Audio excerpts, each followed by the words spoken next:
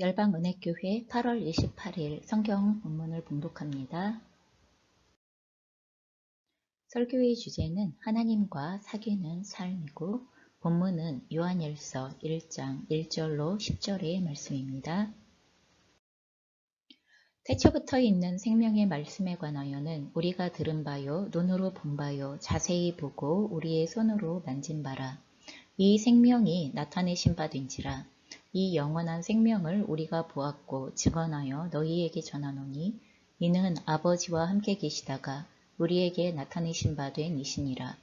우리가 보고 들은 바를 너희에게도 전함은 너희로 우리와 사귐이 있게 하려 함이니 우리의 사귐은 아버지와 그의 아들 예수 그리스도와 더불어 누림이라.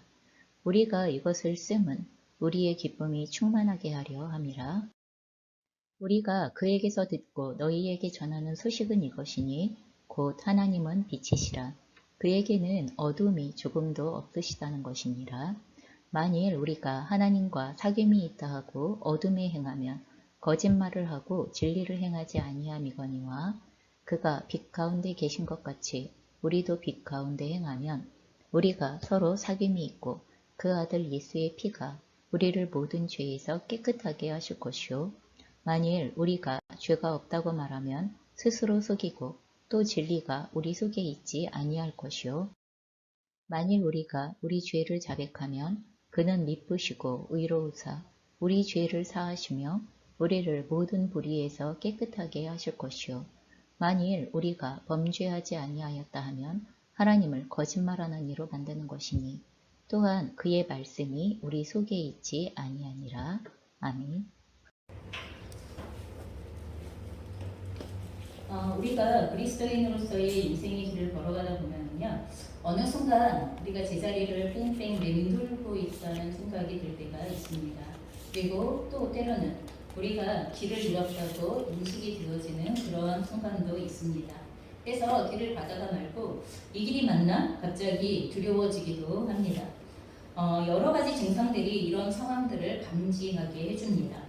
어떤 상황들이 나타나냐 하면 때론 매우 분주한데 왜 분주한지 모르겠는 상황이 나타나기도 하고요. 아무리 해도 끝이 없는 것처럼 여겨지는 문제들을 대면하게 됩니다. 또 이렇게 힘들어도 되나 싶을 정도로 힘에 부치고 그리고 치이는 상황들을 경험하기도 하고 그러다 보면 어느 순간에 스스로가 이렇게 생각합니다. 내가 지금 뭐 하고 있나? 이런 생각을 하게 되어지죠. 내가 지금 하고 있는 모든 것이 무가치하거나 무의미하거나 그리고 뭘 하고 있는지를 잘 모르겠는 이런 상황들이 벌어지게 되어진다는 것입니다. 여러분 이런 상황을 맞이하게 되어지면 어떻게 해야 할까요? 더 열심히 달려야 될까요? 더 열심히 최선을 다해서 그렇게 달려가야 할까요? 그럼 이런 상황이 되어질 때 저희가 해야 할 첫 번째 것은 무엇이냐 하면 멈추어야 합니다. 그 자리에서 멈추셔야 합니다. 그 분주한 일상, 수레바퀴가 돌아가는 것처럼 여겨지는 그 분주한 일상 가운데에서 그 삶들을 잠깐 멈추시고 그리고 내가 가고 있는 길을 살펴보셔야만 합니다. 나는 지금 올바른 방향 그리고 그 올바른 방향에 올바른 길을 가고 있는 것이 맞는 것인가에 대하여 점검해 보아야만 한다는 거죠. 제가 지난 겨울에 저희 둘째 딸과 함께 처음 둘만의 여행을 갔습니다. 전라도 구례라는 곳으로 여행을 갔어요. 또 너무 2박 3일 정도의 시간을 잘 보내고 그리고 이제 제가 먼저 딸은 조금 더 있고 이제 저 혼자 올라오게 되어졌는데 고속도로를 열심히 달리는데 이상한 소리가 나기 시작하는 거예요. 너무 이상한 소리가. 갑자기 너무 두려워지기 시작했습니다. 그래서 갓길이 나오기만 기다렸다가 저는 갓길에 차를 세웠습니다. 그리고 나서 냅다 차에서 내려서 차를 둘러보기 시작했어요. 차를 쭉 둘러보기 시작했는데 뒤에 그 배기구 아래쪽으로 해서 철판 하나가 이렇게 밑에 이렇게 끌리고 있는 거예요. 이렇게 바닥에 계속 끌리면서 오고 있는 거예요. 이게 너무 이게 차가 낡아서 철판이 낡아져서 아래 끌리는 거를 모르고 있었던 거예요. 처음으로 정말 고속도로를 달리는데 소리가 얼마나 요란하게 나던지 저는 차가 그대로 멈춰버리는 줄 알았습니다. 그런데 제가 예전에는 한번 그런 적이 있습니다. 뭐가 날아갔는지도 모르고 무식하고 용감하게 끝까지 차를 몰고 와서 나중에 차를 정말 전체를 손봐야 하는 상황을 만들었었던 그런 적이 있어요. 그런데 이제는 그 소리가 나는 동시에 그때의 악몽이 떠오르기 시작하면서 여기서 멈춰야 해. 여기서 멈추지 않으면 차 전체를 손보거나 폐차시킬 상황이 될지도 몰라 하는 이런 마음으로 조속히 일어서 가만히 보니까 하도 낡아서 손으로 이렇게 몇 번 이렇게 흔들흔들 했더니만 떨어져 나가더라고요. 그리고 나서 그걸 이제 옆에 치워놓고 그리고 달리기 시작했습니다. 여러분, 이상한 소리가 나고 이상한 느낌이 들면 그것이 감지가 되어지면 어떻게 하셔야 된다고요? 인생에 있어서도 멈추고 점검하는 것이 필요하다는 것입니다. 자, 그러면 그리스도인은 과연 어떤 기준을 가지고 그 이상한 느낌과 상황을 점검해야 할 것인가? 여러분, 어디다 대고 점검을 할 수 있어요? 어떤 기준을 가지고 점검을 할 수 있어요? 여러분, 그 기준이 바로 무엇이냐면 나는 지금 하나님과의 사귐 안에서 기쁨이 충만한가? 이것입니다. 나는 지금 하나님과 올바르고 친밀한 교제 안에서 그 교제의 기쁨이 충만하고 그리고 그 누림이 충만한가? 그러면 이것이 바로 우리가 우리의 인생에 있어서 올바로 우리의 길을 가고 있는가? 나는 나의 삶의 순간순간들을 제대로 살아가고 있는가를 검증할 수 있는 올바른 기준에 해당이 되어진다는 것입니다. 여러분, 그것이 바로 그리스도의 생명이 내 안에서 생기를 뿜어내고 있는지를 가르쳐주는 내용이기 때문에 그렇습니다. 여러분은 신기하게도 진짜 생명이 있으면 생명은 막 움직이게 하죠. 생명은 무엇인가를 하게 만듭니다. 생명은 가만히 있지 않습니다.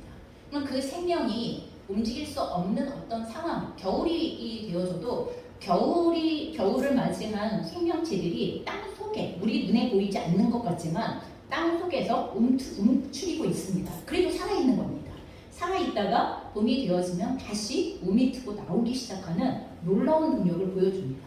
그래서 죽었나 싶으면 다시 깨어나고 다시 솟아나고 하는 이런 놀라운 능력을 가지고 있는데 그런 것처럼 그리스도의 생명이 우리 안에 있다면 그 생명은 생기를 뿜어내게 되었습니다. 그리고 그 뿜어내는 생기의 정체가 바로 아까 이야기했었던 하나님과의 친밀한 사귐과 그리고 그 사귐 안에서 누리는 기쁨이 바로 그 내용에 해당이 된다는 것입니다. 오늘 우리가 읽었던 본문 요한 1서는요. 살아있는 그리스도인의 삶, 예수 그리스도의 생명이 있는 그리스도인의 삶이 무엇인가를 우리에게 아주 명료하게 전해주는 그러한 서신입니다.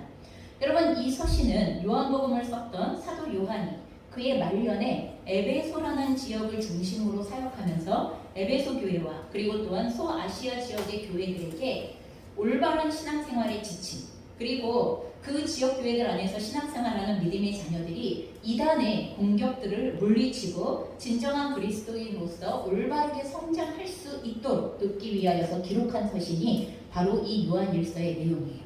그래서 이 요한 1서의 서신을 보면 참 재미있는 것을 보게 되어지는데 다른 서신들은 편지를 쓴 사람, 편지를 받는 사람, 안부 인사 그리고 내용을 쓰고 나서 내용 뒤에 보면 축복의 인사, 맺은말 이런 것들이 편지의 형식을 그대로 취하고 있는데 이 서신은 그렇지 않습니다. 이 서신은 누가 누구에게 쓰는지에 대하여 이미 말하지 않아도 서로가 알고 있는 상태라는 것을 전제로 하여서 수신자 아니면 편지를 쓰는 사람 발신자 뭐 이런 내용들이 전혀 나오지 않아요. 그럼에도 불구하고 이 서신의 내용은 모든 소아시아 지역의 교회들이 서로가 돌려 읽도록 누구에게나 해당되어지는 그리스도인으로서의 성장에 필요한 삶의 내용들을 다루고 있는 그러한 설교와 같은 형태로 기록이 되어져 있는 편지라는 것을 기억하시면 좋을 것 같습니다.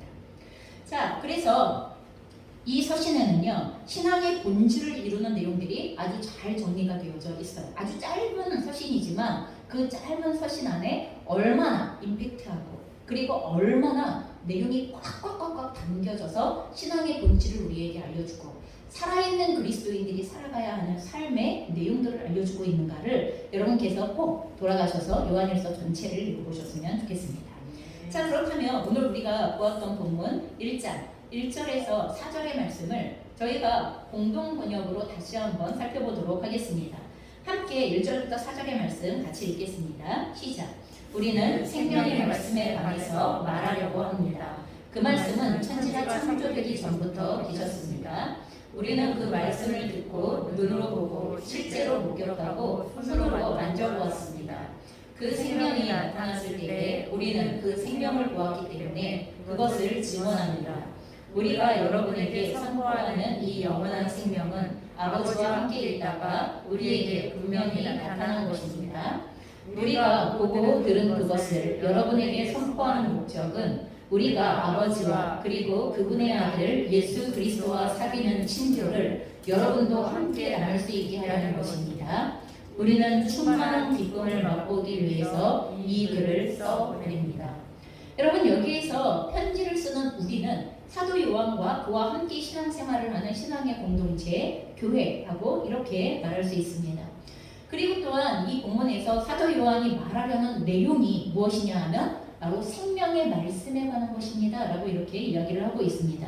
그리고 이 생명의 말씀은 무엇을 가르치냐 하면 천지가 창조되어지기 전부터 계시던 하나님이시며 또한 육체를 입고 이 땅에 오셨기 때문에 사도 요한과 그리고 그 예수님의 제자들이 직접 듣고 보고 만질 수 있었던 예수 그리스도 자체를 말하는 것이 이 생명의 말씀입니다. 여러분, 이 요한 일서의 서신은 요한복음을 쓴 사도 요한과 동일 저자라고 말씀드렸습니다. 그래서 여러분, 지금 이 내용은 요한복음 1장에도 똑같이 나타나 있습니다. 예수님이 누구신가? 태초 이전부터, 태초부터 계셨다. 여러분, 태초는 시작이었죠? 태초 시작이 언제인지 아는 사람은 아무도 없어요. 적어도 이 세상이 만들어지기 그 훨씬 이전을 이야기하는 게 태초예요. 시간의 처음은 알파요, 내가 알파와 오메가요 라고 이야기하시는, 내가 처음이다 라고 이야기하시는 하나님께로부터 시간의 시작이 되어지기 때문에 여러분, 태초라는 개념 자체가 하나님께 속한 개념입니다. 그리고 요한복음에는 바로 그렇게 태초부터 계셨던 말씀이셨던, 그리고 또한 태초부터 계셨던 하나님이셨던 그 예수님께서 말씀이신 그분이 육체를 입고 이 땅 가운데 오신 내용을 요한복음 1장에 쭉 기록하고 있는데, 오늘 요한 1서의 서신도 바로 그 내용을 기록하고 있는 것입니다. 사도 요한은 지금 예수님에 대하여 말하고 있다는 거예요. 생명의 말씀이신 예수님에 대하여 너희들에게 전달하고 있고 너희들에게 증언하고 있다고 이렇게 이야기를 하는 것입니다. 사도 요한은 영원한 생명이신 예수님을 직접 듣고 그리고 보고 만지며 따랐기 때문에 그 예수님에 대하여서 담대히 증언할 수 있는 자격이, 또 증언할 내용이, 그리고 증언해야 하는 이유가 있었다는 것을 우리에게 알려주고 있는 것입니다. 이 생명의 말씀이며 영원한 생명이신 예수님을 선포하는 목적에 대하여 오늘 본문은 뭐라고 말합니까? 아버지 하나님과 그분의 아들 예수 그리스도와 사귐으로 누리는 친교의 기쁨을 우리들도 똑같이 누리게 하기 위한 것이라고 말씀하십니다. 여러분, 우리에게 예수 그리스도께서 오시지 않으셨다면 우리는 예수 그리스도 안에서 하나님 아버지와 사귈 수 있는 길, 하나님 아버지와 교제할 수 있는 길은 없습니다. 그런데 하나님께서 먼저 우리에게 예수 그리스도를 보내주심을 통하여 우리는 예수 그리스도와 교제함과 동시에 예수 그리스도를 보내신 하나님 아버지와 우리는 교제하게 되어집니다. 그래서 우리의 사귐은 아버지 하나님과 그리고 예수 그리스도와 더불어 사귀는 사귐이며, 그리고 이 사귐 안에서 우리는 하나님 안에서만 누릴 수 있는 풍성한 누림을 우리가 함께 경험하게 되었습니다고 이렇게 알려주고 있는 것입니다. 사도 요한은 아버지 하나님과 그 아들 예수 그리스도와의 사귐에는 무엇이 있다고 말합니까? 충만한 기쁨입니다. 여러분, 이렇게 얘기합니다. 여러분, 세상에 수많은 사람들이 신을 만나러 갈 때 많은 사람들이 신을 두려워합니다. 신을 무서워합니다. 여러분, 귀신에 대하여 우리가 가지고 있는 생각에 절대적인 내용 중에 어떤 것들이 있냐 하면 그 귀신에게 밉보였다가, 아니면 그 귀신에게 잘못 행하였다가, 그렇다가 해를 당하면 어떡해, 여러분, 이런 생각들을 가지고 있는 거죠. 그리고 수많은 신들을 만나러 갈 때 그들을 달래고 그들에게 제물을 드림을 통하여서 그들의 마음에 환심을 사는 것들을 통하여서 무엇인가를 얻으려고 하는, 또한 그 두려움으로부터 벗어나려고 하는, 그 해코지로부터 벗어나려고 하는, 이것이 함께 작용하는 내용들이 있다는 것을 저희가 압니다. 그런데 오늘 하나님 아버지와 그리고 또한 그 아들 예수 그리스도와 더불어 사귀는 사귐 안에는 두려움이 있는 게 아니라, 그 안에는 무서움이 있는 게 아니라, 그리고 그 안에는 조건이 있는 게 아니라, 여러분, 그 안에는 풍성한 기쁨, 충만한 기쁨이 있다고 이렇게 이야기를 하는 거예요. 여러분, 느껴보셨습니까? 누려보셨습니까? 하나님 아버지와 그 아들 예수 그리스도와의 사귐 안에서 누리는 그 기쁨을 느껴보셨습니까? 여러분, 이 기쁨을 안 사람은 절대로 그 기쁨을 포기할 수 없습니다. 절대로 그 기쁨을 다른 것과 바꿀 수 없습니다. 그러면 이게 하나님 아버지와 그 아들 예수 그리스도와의 진정한 사귐이 시작되어진 사람들의 특징입니다. 제가 최근에 여름에 청소년 캠프가 있었죠. 그 청소년 여름 캠프에 참여했었던 학생들 중에서 저는 그 이후 이제 캠프가 끝난 이후에 이 학기 중 모임들을 진행하게 되어지는데 초등학교 6학년 학생들이 청소년 캠프에 참여했었어요. 초등학교 6학년 학생 4명이 참여했거든요. 그래서 그 4명의 학생들을 한 그룹으로 모아서 양육과 그들의 삶을 나누는 교제 모임을 진행하게 되었습니다. 제가 그 모임을 진행을 시작하면서 너무 황당하고 웃기고 좀 신기한 이런 느낌을 받았어요. 왜냐하면 그 친구들이 태어날 때부터 보던 친구들이거든요.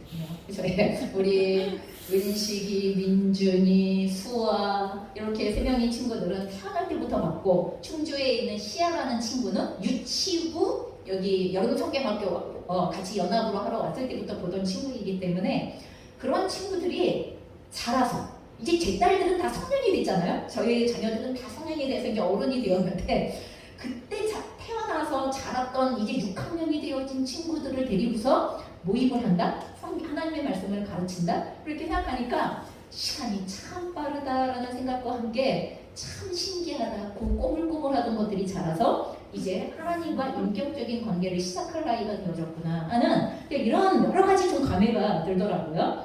그래서 제가 지난주에 첫 모임을 했습니다. 그리고 그 첫 모임을 하면서 각 개인들에게 기도 제목을 받았습니다.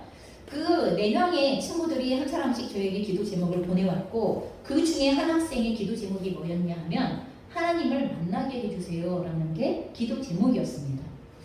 여러분, 기특하다는 생각 드시죠? 참 기특한 기도 제목이에요. 초등학교 6학년 학생이 하나님을 만나게 해주세요 라는 기도 제목을 준다는 것 자체가, 목사님 이렇게 기도해 주세요 라고 얘기한다는 것 자체가 참 기특한 일입니다. 그런데 제가 그 학생의 이 기도 제목을 들었을 때 이 친구는 이 기도를 되게 오래 한 친구인데? 라는 걸 제가 알고 있었어요. 이 친구는 그 기도 제목을 굉장히 오래 전부터 가지고 있었고, 누군가 기도 제목을 요청할 때마다 사실 이 기도 제목을 계속 지속적으로 이야기를 했었던 친구였던 거예요. 그렇기 때문에 제가 이 친구의 기도 제목을 다시 받으면서 그동안 많이 애썼겠구나, 이 기도 제목을 오랫동안 가지고서 참 많이 애썼겠구나 싶은 안타까운 마음을 가지고서 제가 그 친구에게 이렇게 물어봤습니다. 혹시 너는 규칙적으로 성경을 읽니? 이렇게 물어봤습니다. 당연히 그럴 거라고 생각하고, 너는 규칙적으로 성경을 읽니? 이렇게 물어봤거든요. 그랬더니 이 학생이 아니요, 말씀을 읽지는 않았습니다, 이렇게 대답을 하는 거예요. 그래서 제가 그 순간 너무 깜짝 놀랐습니다. 아니, 하나님을 만나고 싶은 친구가 그 기도 제목을 가지고 그렇게 오랫동안 기도를 했는데 기도 따로? 하나님을 만날 수 있는 길을 가는 것 따로? 지금 이렇게 되어져 있는 상황이 벌어진 거예요. 너무 신기한 상황이죠. 하나님을 만나기를 원하는데 성경을 읽지 않는다?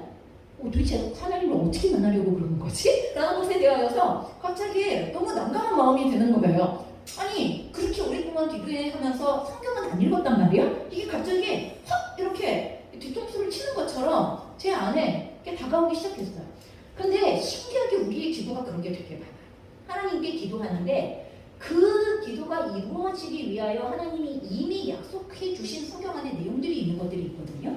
그래서 그것대로 하고 있어야 돼요. 이 하나님께 기도를 할 때에는, 적어도 이 기도를 할 때에는 나의 삶이 그 길에서 그걸 순종하고 있어야 그 열매를 따야 하는 것들이 있거든요. 그런데 기도는 그렇게 하는데 그 길은 안 가고 있어. 이런 상황이 되어지면 기도에 열매를 볼 수가 없는 상황이 벌어지게 된다는 것입니다. 그래서 제가 그 친구의 그 내용들을 답을 들으면서 도대체 이 친구는 어떻게 하나님을 알 수 있고 어떻게 하나님을 만날 수 있다고 생각을 했던 것일까 라는 것들을 다시 한번 고민하게 되었으면서 친구에게 권면했습니다. 누구야, 지금부터 지속적으로 그리고 규칙적으로 하나님의 말씀을 꾸준하게 읽어가기 시작하는 훈련이 반드시 필요하다. 네가 하나님을 진짜 만나기를 원한다면, 여러분 오늘 예수님을 뭐라고 표현했어요? 요한일서에서 생명의 말씀이라고 표현했어요. 여러분, 예수님께서 자신을 우리에게 계시하기 위하여서 남겨주시고 우리에게 허락하신 것이 성경이에요. 하나님이 누구신지, 어떤 분이신지, 우리를 어떻게 구원하시는지, 우리의 삶의 걸음을 어떻게 인도하시는가에 관련되어진 그분과 사귐에 필요한 모든 구체적인 지도와 지침에 해당되어지는 내용들을 기록해 놓으신 게 그게 성경이에요. 저 성경을 읽지 않고 성경을 대면하지 않고 묵상하지 않고는요, 절대로 하나님을 제대로 알 수 없어요. 하나님과 친밀한 교제 나눌 수 없어요. 하나님을 만나고 싶다고 아무리 기도를 해도 절대로 통성한 하나님과의 교제를 누릴 수가 없는 상황이 발생하게 되어진다는 것입니다. 그래서 실제로 우리가 어떻게 하나님을 만나고 사귐을 통해 사귐의 기쁨을 충만하게 누릴 수 있는지가 기록되어져 있는 하나님의 말씀을 가까이 하는 것, 그 하나님의 말씀 안에 우리의 삶을 드리는 것, 그 말씀대로 우리의 삶이 바로 그 자리에 있는 것, 그 자리에서 순종하고 있는 것, 여러분 이것이 하나님과의 풍성한 친밀한 사귐으로 나아가는 길이라는 것을 기억하셨으면 좋겠습니다. 그래서 하나님과의 사귐이 지속되어지고 깊어질수록 그 안에는 우리가 하나님의 사랑으로 살아가는 데 부어져야 할 은혜와 진리가 더욱 충만해지게 됩니다. 여러분, 하나님과 사귐이 깊어지면 뭐가 충만해지냐 하면 예수 그리스도 안에서 우리에게 주시는 은혜와 진리가 충만해집니다. 여러분, 성경은 모세로 말미암아 율법을 우리에게 주셨고 예수 그리스도로 말미암아 은혜와 진리를 우리에게 주셨다고 이야기합니다. 여러분, 율법은 진리의 일부분을 담고 있지만 진리 자체가 전부가 우리에게 전달되어질 수 없을 때가 굉장히 많습니다. 그러나 예수 그리스도 자체, 그리고 또한 예수 그리스도의 말씀 자체는 우리에게 하나님의 진리가 무엇인가를 정확하게 전달하는 통로이고, 또한 그 진리대로 살아갈 수 있는 은혜를 우리에게 무한히 부어주는 통로, 여러분 그것이 바로 하나님의 말씀으로 우리에게 오신 예수 그리스도라는 걸 기억하셔야 합니다. 그래서 저희가 하나님 아버지와 예수 그리스도와 더불어 사귀는 사귐이 더욱 진해지면 진해질수록, 깊어지면 깊어질수록 예수 그리스도를 통하여 우리에게 부어주시는 은혜와 진리가 충만케 되어진다는 걸 기억하셨으면 좋겠습니다.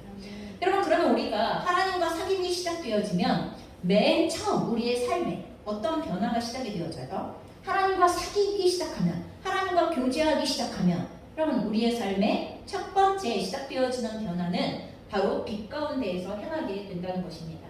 오늘은 요한일서 1장 5절에서 7절의 말씀이 이것을 우리에게 알려줍니다. 새 번역으로 우리가 다시 한번 읽어보겠습니다. 시작. 우리가 그리스도에게서 들어서 여러분에게 전하는 소식은 이것이니 곧 하나님은 빛이시요 하나님 안에는 어둠이 전혀 없다는 것입니다. 우리가 하나님과 사귀고 있다고 말하면서 그대로 어둠 속에서 살아가면 우리는 거짓말을 하는 것이요 진리를 행하지 않는 것입니다. 그러나 하나님께서 빛 가운데 계신 것과 같이 우리가 빛 가운데 살아가면 우리는 서로 사귐을 가지게 되고 하나님의 아들 예수의 피가 우리를 모든 죄에서 깨끗하게 해주십니다. 여러분, 이 본문을 보면 하나님과의 사귐의 내용과 결과는 빛이신 하나님 앞에서 우리의 모든 어둠은 진실로 드러나게 되어지고, 하나님과의 사귐 안에서 드러난 어둠은 어떻게 된다고요? 예수님의 피로 깨끗하게 되는 은혜를 입는다고 이렇게 우리에게 알려주고 있다는 것입니다. 여러분, 이 본문을 자세히 들여다보면 이 본문에서 어둠 속에서 살아가는 것과 죄 가운데서 살아가는 것을 같은 의미로 여러분 그렇게 기록하고 있는 것을 보게 되어집니다. 여러분, 그래서 하나님께서 진리로 빛을 비춰주셔야 자신의 삶 속에서 지금까지 어둠인지도 모르고 행하고 있었던 죄가 비로소 드러나게 되는 거예요. 죄로 드러나게 되어지는 이러한 상황이 벌어지는 것입니다. 여러분, 예수 그리스도 안에서 진리가 우리 가운데에 빛으로 비춰지지 않는다면, 하나님께서 빛으로 우리의 삶을 비추시지 않는다면 우리는 어둠 가운데 있고 죄 가운데 있어도 그게 죄 가운데 있는 것인지 이해하거나 알아채지 못할 가능성이 굉장히 높다는 것입니다. 그런데 신기하게도 하나님과의 사귐이 지속되어지고 깊어질수록 여러분 이 빛은 점점 환해지죠. 신기하게 이 빛의 강도가 언제나 그 빛이 아니에요. 하나님과 사귐이 깊어지면 깊어질수록 이 빛의 강도는 훨씬 더 환하게, 더 강하게 우리의 삶에 다가오기 시작합니다. 그래서 더 환해지면 환해질수록 나의 삶 속에 그 이전에는 죄라고 여겨지지 않았거나 그 이전에는 어둠이라고 생각되어지지 않았던 영역들에 있어서까지 그 죄가 명명백백하게 드러나기 시작하는 상황이 발생되어져요. 여러분, 그래서 우리가 신앙의 초보적인 단계에서 처음으로 하나님의 빛이신 예수 그리스도가 우리의 삶에 비춰지기 시작했을 때 우리의 삶에 죄를 인식하게 되어지는 정도와 이것이 깊어지면 깊어질수록 이 죄를 인식하게 되어지는 정도가 다르게 되어지죠. 여러분, 다르게 되어져요. 여러분, 그래서 신앙은 언제 완성되어지는 거예요?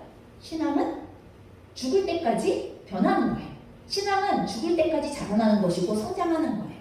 신앙은 죽을 때까지 우리가 죽음을 통하여 예수 그리스도 앞에 우리의 심판자이신 주이신 예수 그리스도 앞에 설 때까지, 영원한 그 심판대 앞에 설 때까지 우리의 신앙은 빛에 점점 환한 빛 가운데에서 점점 우리의 죄가 더욱 드러나는 것을 회개하면서 거룩해지면서 자라나가게 되어진다는 걸 기억하셔야 됩니다. 그래서 우리 스스로가 이쯤이면 됐지 뭐, 나 교회 가는데 뭐, 그러면 이미 이렇게 생각하세요? 이쯤이면 됐지 뭐, 나 찬양도 드리고 성경도 보고 그리고 또 주일 성수도 하고 이쯤이면 됐지 뭐. 여러분, 이렇게 생각하는 순간이 이미 우리가 멈춰서 있는 순간이고, 빛이신 예수 그리스도와의 사귐이 이제 더 이상 깊어지지 않고 있는 상황이고, 그 사귐 자체가 형식이 되어지고 종교 의례가 되어지고 그리고 우리에게 습관이 되어지는 상태가 되어졌다는 것을, 그것을 인식하셔야만 하는 것입니다. 여러분, 그래서 거룩한 성도는 시간이 가면 갈수록 더욱 거룩한 하나님을 닮아가게 되어진다는 것, 이것이 신앙의 신비이고 이것이 진정한 신앙의 기쁨이 충만해지는 이유입니다. 여러분, 그 안에서 하나님을 더 알게 되어지고 하나님과 더 연합하게 되어지는 신비가 일어나게 되는 것입니다.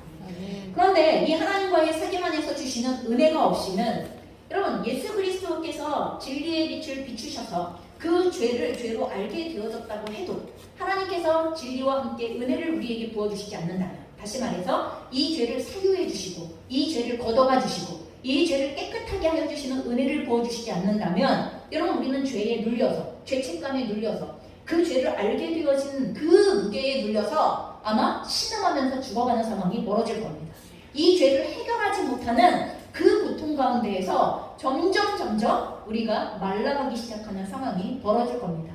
죄는 알겠는데 어떻게 해야 될지 몰라. 죄는 알겠는데 어떻게 해결해야 될지 몰라. 그럼 이런 상황이 벌어질 거예요. 그래서 언제나 진리는 은혜와 함께 역사되어집니다. 진리의 빛이 비추면 그 빛을 통하여 우리 가운데 드러나게 되어진 모든 죄의 문제가 우리가 그대로 시인하기만 하면, 그대로 자백하기만 하면, 그대로 용서를 구하고 하나님의 도움을 구하기만 하면 은혜 안에서 새롭게 되어진다는, 은혜 안에서 깨끗게 되어진다는 걸 우리는 기억하셔야 됩니다. 그래서 진리와 함께 더욱 충만한 은혜 안에 우리의 죄는 해결이 되어진다는 것입니다. 잠시 비춰지는 빛으로는 어둠과 어둠의 상태인 이런 그 죄를 절대로 해결할 마음도, 또 해결할 수 있는 힘도, 해결할 수 있는 의지도 없게 됩니다. 여러분, 잠깐 예수 그리스도의 빛이 설교를 통하여 비춰질 수 있습니다. 여러분이 기도하는 시간을 통하여 잠깐 그 빛이 비춰질 수 있습니다. 그러나 그 빛이 지속적으로 우리의 삶을 추적하고 그 빛과의 진정한 사귐이 지속되어지지 않는, 빛 안에서의 사귐이 지속되어지지 않는다면, 여러분, 드러난 죄조차도 절대로 해결할 수 없는 상태에 놓여지게 되어진다는 걸, 이걸 놓쳐서는 안 되는 것입니다. 그래서 하나님과의 진정한 사귐은 지속적이며 깊어져야만 하는 것입니다. 아니, 큐티를 왜 맨날 해야 돼요? 여러분, 왜 밥은 맨날 밥은 먹어요? 여러분, 이렇게 물어볼 수밖에 없어요. 여러분, 왜 맨날 밥은 먹어요? 여러분, 그런 거예요. 하나님과의 사귐은 왜 매일매일 지속되어져야 하는 것입니까? 왜 매일매일 새로워져야 하는 것입니까? 매일매일의 진리와 은혜가 필요하기 때문에, 매일매일을 살아갈 수 있는 진리와 은혜의 충만함이 우리에게 필요하기 때문에 우리는 하나님과의 지속적인 그 사귐이 필요한 것입니다. 거기에서 어둠과 죄를 이길 힘이 부어지고 또한 그 힘을 사용할 수 있게 되어지기 때문에 그렇습니다.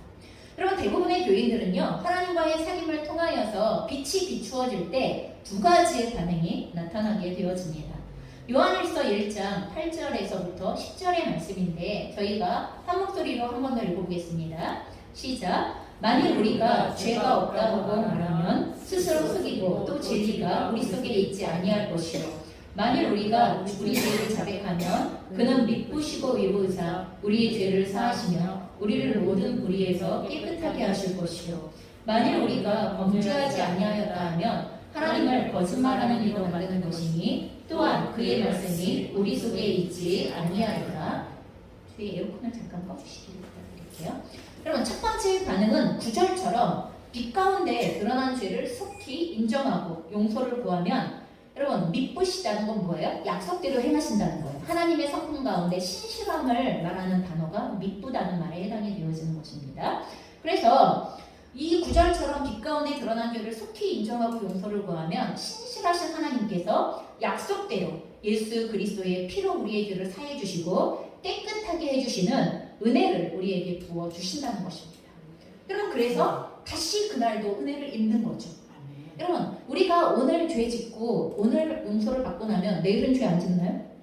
여러분 더 약한 죄일지는 몰라도 또 때로는 너무 실수하고 실패해서 더 어마어마한 죄를 지을지도 모르겠죠. 아니 나 같은 사람도 이런 죄를 지을 수 있나 싶은 생각의 죄도 우리는 짓겠죠. 근데 하나님께는 이 죄나 매 한 가지의 죄이기는 하지만 어쨌거나 우리가 생각할 때 여러분 우리가 오늘 은혜 가운데에서 죄사함의 은혜를 누렸다고 하더라도 우리는 내일도 그 은혜가 필요하다는 것입니다. 그러니 그날의 비춰주심을 기대하시고 소망하시며 하나님과의 사귐 가운데로 나아가셔야만 하는 것입니다. 두 번째 반응은 무엇입니까? 8절과 10절에 나오는 말씀인데 하나님께서 진리로 빛을 비춰주세요.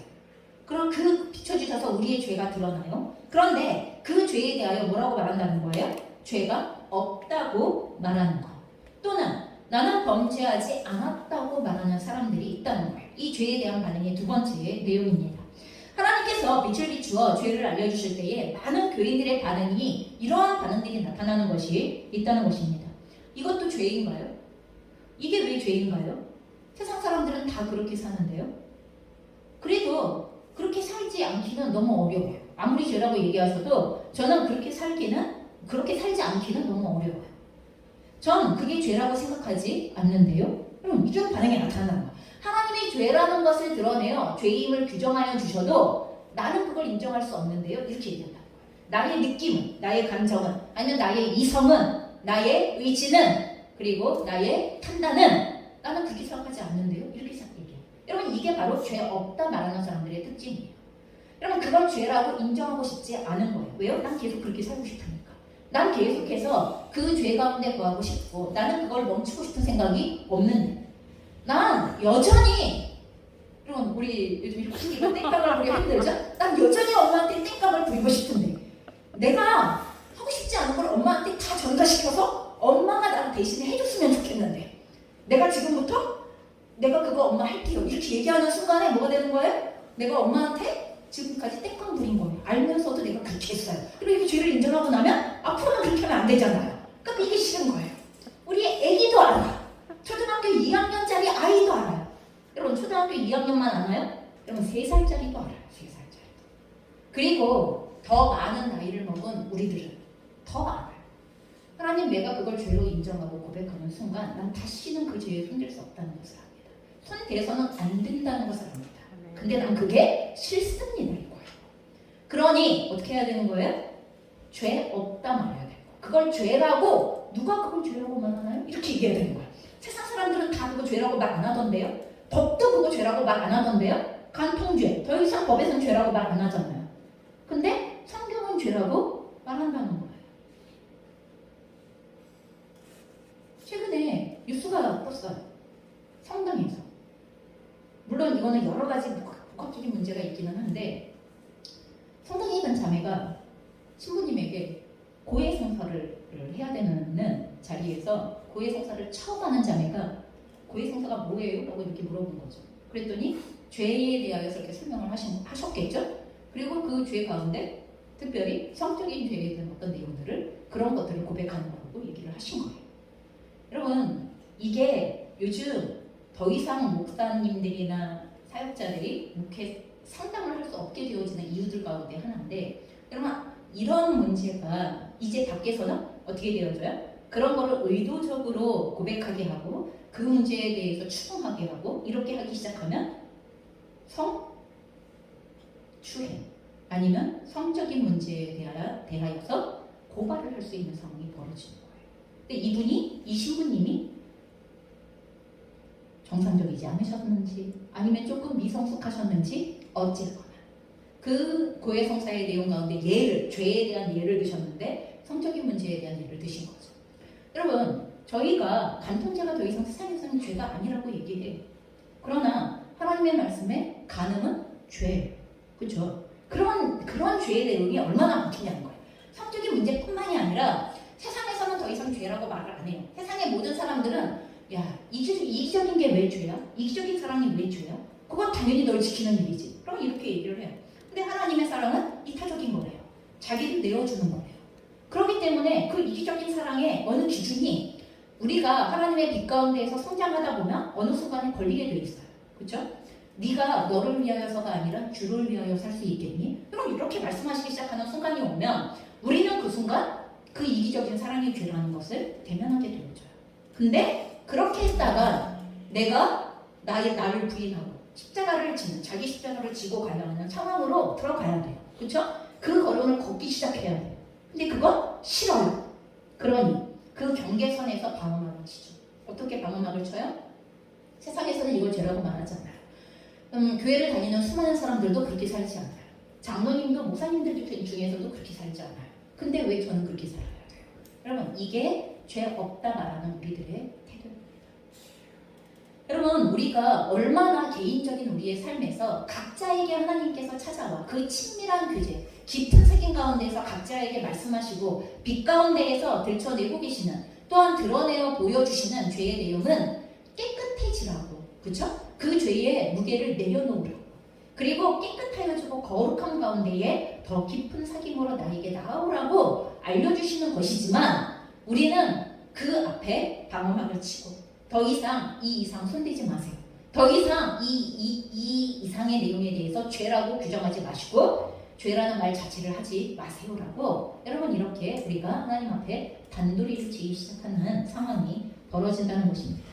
자신이 변화하고 싶지 않은 죄의 내용에 대하여 여러 이유와 핑계를 찾아서 굳이 회개하고 돌이켜 변화할 필요를 느끼지 못한다면서 자신이 그 죄의 크기와 내용을 스스로 규정해요. 하나님이 죄라고 말씀하셔도 제가 죄라고 느끼지 않으니 괜찮아요.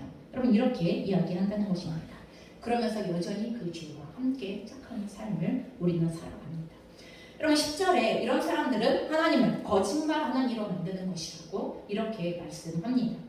그러면 이런 사람들이 지금 하고 있는 이 말은 다른 말로 바꾸면 어떤 얘기냐 하면 하나님께서 잊지도 않은 죄 때문에, 그러니까 나는 지금 죄인이 아니라는 거잖아요. 나는 지금 죄인이 아닌데 하나님이 그걸 죄라고 규정하셔서, 여러분, 예수님이 왜 죽으신 거예요?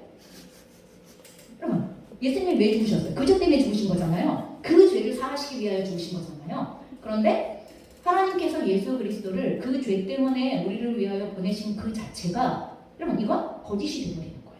우리에게 죄가 없다면 예수님이 이 땅에 오셔야 할 이유가 없는 거예요. 그 예수님을 우리 때문에 이 땅에 보내셨다는 말 자체가 성립이 되어지지 않는 거예요. 하나님은 거짓말쟁이가 되는 거예요. 여러분, 그러신 거예요, 정말? 하나님께서 거짓말쟁이이시기 때문에 없는 죄를 만들어서 예수님을 죽이시는 상황을 만드시는 거예요? 쇼하시는 것인가요? 그럼에도 우리는 끊임없이 우리의 죄가 없다, 하나님께서 빛 가운데 그 죄를 들춰내시는 것에 대하여 우리가 그 이상 어디까지는 인정해, 어디까지는 그렇지, 그럼 적어도 살인죄 뭐 이런 거 있죠? 살인죄, 도둑질하는 죄, 여러분, 이 정도의 죄는 아유 죄죠 이렇게 인정해요. 하지만 하나님의 이름을 망령되이 일컫는 죄, 죄인가요? 안식일을 거룩하게 지키지 않는 죄, 죄인가요? 어느 순간 우리는 그게 죄라고 생각하지 않아요. 왜요? 우리가 이 땅을 살아가려면 그 정도는 하고 살아가야 한다고 생각합니다.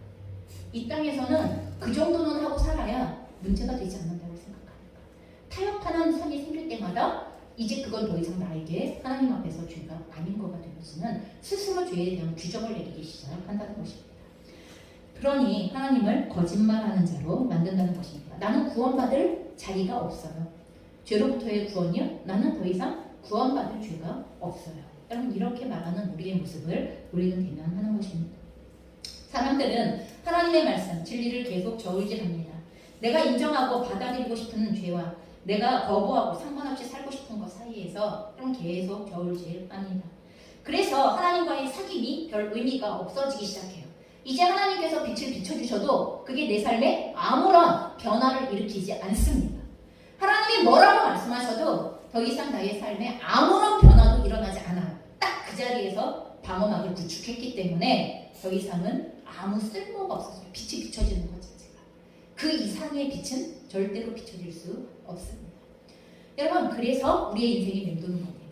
여러분 그래서 우리의 인생이 믿음의 경주가 그 자리를 뱅뱅뱅뱅 돌고 혼돈스럽게 여겨지고 뭘 해도 뭘 얻지 않는 것 같고 뭘 열심히 하는 것 같으나 수고의 열매를 거두지 못하는 것 같고 여러분 우리의 인생에 믿음의 진도가 나가지 않게 되었으면 이런 상태가 벌어진다면 무엇을 기억하시라고요? 우리가 처음으로 질문했었던 거예요. 우리는 하나님과 진정한 사귐과 한데 그 사귐의 기쁨에 충만함을 누리고 있는가? 여러분 이것을 다시 확인해야 된다고 말씀드리는 것입니다. 자, 기억하십시오. 오늘 우리가 읽었던 본문 가운데 1장 5절의 말씀입니다. 우리가 그에게서 듣고 너희에게 전하는 소식은 이것이니 곧 하나님은 빛이시다. 그에게는 어둠이 조금도 없으시다는 것이니라. 여러분 이 말씀은 선포이지 권면이 아닙니다. 여러분 우리가 죄가 아니라고 하나님께 말씀드리면 하나님이 뒤로 후퇴하세요? 아 그건 죄가 아니었구나 이렇게 얘기하세요? 여러분 혹시 그런 말씀 들어보신 적 있으세요?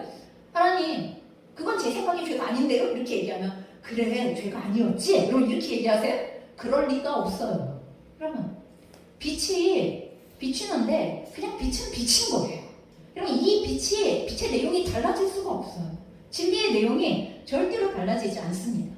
하나님과의 사귐으로 나아갈 것인지 거부할 것인지 두 길 중에 우리는 선택을 할 뿐이에요. 방어선을 구축할 건지 이걸 무너뜨리고 주님 여기까지 비춰주세요. 여기까지 거룩함으로 하나님 앞에 내어드립니다. 하나님 오늘도 비춰주세요. 하나님 오늘도 거룩함으로 주님 앞에 나의 삶을 내어드리고 주님과의 친밀한 그 사귐 안에서 저에게 이 진리 안에서 살아갈 수 있는 은혜를 부어주시는 하나님 그 충만함을 오늘도 누리기를 원합니다. 그럼 이걸 선택할 건지 우리는 선택할 수 있을 뿐입니다. 여러분 생명의 길을 선택하시기 바랍니다. 하나님과 사귀면 어둠이 전혀 없는 삶으로 우리를 이끄십니다. 하나님의 길은 그래요. 그 이끄심을 따라 어두움이 조금 더 없는 삶으로 나아가면 하나님과의 사귐이 더욱 깊어지고 충만해지는 이건 사이클입니다. 처음에는 우리가 하나님과 사귀면 그 어둠의 빛이 비추어서 우리의 삶에 여러분 어둠이 사라지기 시작하지만 여러분 이 이끄심을 점점 따라가다 보면 하나님과의 사귐이 깊어지는 자리로 나아가는 여러분 이게 사이클이 돌기 시작하는 건강한 그리스도인의 삶이 시작이 된다는 것입니다. 분주하고 혼돈스럽고 또 갈팡질팡하는 삶을 살아갈 수 있도록 하나님께서 부어주시는 은혜와 진리 안에 구하는 삶이 여러분 매일매일 충만해질 수 있다는 것입니다. 저는 권면합니다. 여러분 지금 헤매이고 있다면 하나님과의 사귐이 멈춰진 거예요. 다른 이유는 없어요. 우리가 어느 순간 하나님께서 비춰주시던 진리의 빛을 이제 더 이상 그건 죄가 아니에요 라고 가로막았기 때문에 하나님이 그 이상의 빛으로 우리의 삶을 찾아오실 수 없는 상태가 된 거예요. 그건 우리가 가로막은 거예요. 여러분 더 이상 하나님께서 빛이신 하나님께서 우리 안에 거하시기를 기뻐하시는 삶, 빛이신 하나님께서 빛 가운데에 함께 행하도록 우리를 초대하시는 삶, 그 사귐 안에서 충만한 은혜와 진리의 기쁨을 누리게 하시는 삶, 여러분 이것이 매일매일 더욱 풍성하여질 수 있으시기를 주님의 이름으로 축원합니다. 같이 기도하시겠습니다.